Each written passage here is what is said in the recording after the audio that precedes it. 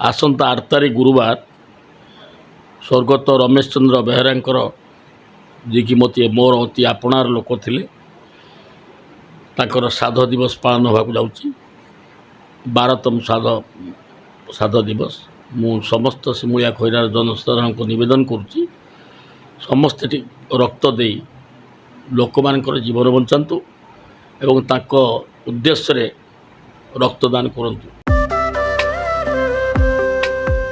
अनुष्ठित हेबाकु जाउछि mega रक्तदान शिविर जोरदार चली प्रस्तुति बैठक बालेश्वर जिला सिमुलिया ब्लॉक सिमुलिया होटेल ठारे शिक्षाविद रमेश चंद्र बेहरा स्मृति उद्देश्य एथर 12तम मेगा रक्तदान शिविर अनुष्ठित हेबाकु जाउछि।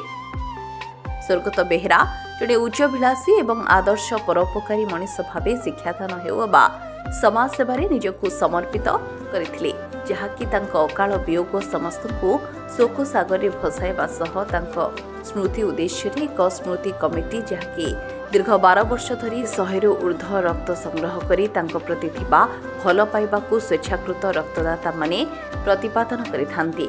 एने श्री बेहरांको स्मृति पीठरे प्रस्तुति बैठक अनुष्ठित हेबा सह आगामी अगस्ट 8 तारिख गुरुवार पाग अनुकूल सत्वे भी 200 यूनिट रक्त संग्रह लक्ष्य सतरे महत कार्य बोली विवेचना करा जाए समग्र अंचल रे।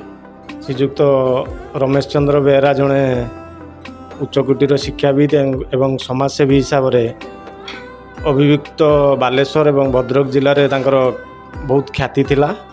एथर तांकर 12तम श्राद्धवार्षिक उद्देश्य रे एथर गोटे मेगा रक्तदान शिविर एथर आयोजित करा होउची।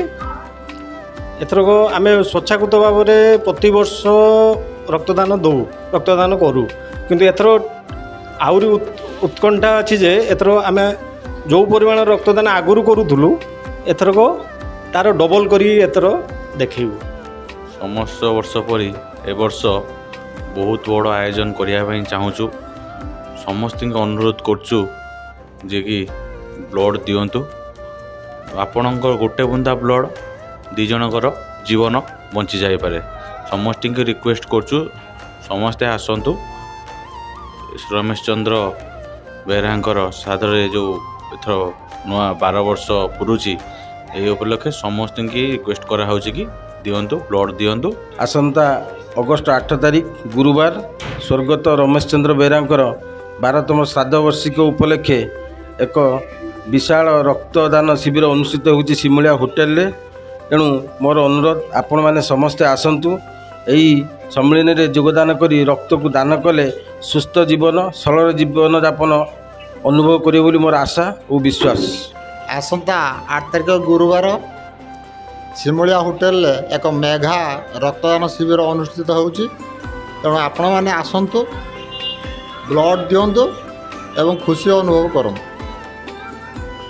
बालेश्वर अक्षय कुमार जेना रिपोर्ट आरसीएन ओडिया।